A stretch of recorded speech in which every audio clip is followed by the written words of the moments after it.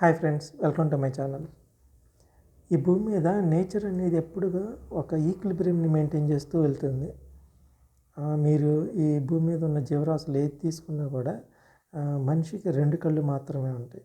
మనం ఎదురుగా వచ్చే చూడగలం. ఒకవేళ మనం పక్కనే చూడాలనుకుంటే ఇలా ఇలా తల తిప్పాల్సిందే.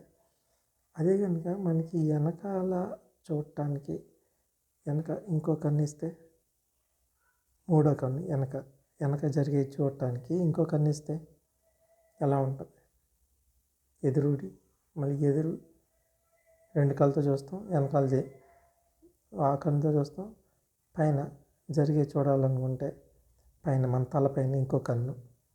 అలా ఉందనుకోండి, మనిషికి ఎదురు జరిగేది వెనకాలది పైన మొత్తం కనిపిస్తే ఎట్లా ఉంటుంది అది? కానీ నేచర్ అలా ఇవ్వలేదు, రెండు కళ్ళు మాత్రమే ఇచ్చింది. ఎందుకని? అదే నేచర్ యొక్క గొప్పతనం. అదే నేచర్ ఎంతవరకు ఇవ్వాలో అంతవరకే ఇస్తుంది. ఎక్కువైనా తక్కువైనా బాగుండదు కాబట్టి ఒక ఈక్విలిబ్రియం మెయింటైన్ చేస్తూ వెళ్తుంది. రెండు కళ్ళు ఇస్తేనే మనిషి చేసే ఘోరాలని వినలేకపోతున్నాం, చూడలేకపోతున్నాం.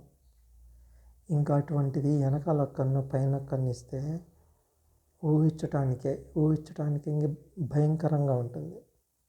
ఈ సొసైటీలో మనం ఊహించడానికి భయంకరంగా ఉండే జరుగుతాయి.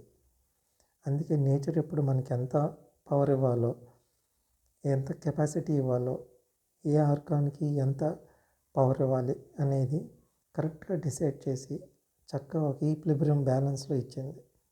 వాటిని మనం సద్వినియోగం చేసుకుంటే తప్పకుండా మనం వృద్ధి చెందుతాం. నా వీడియోస్ కనుక మీకు నచ్చితే లైక్ చేయండి, షేర్ చేయండి, సబ్స్క్రైబ్ చేయండి.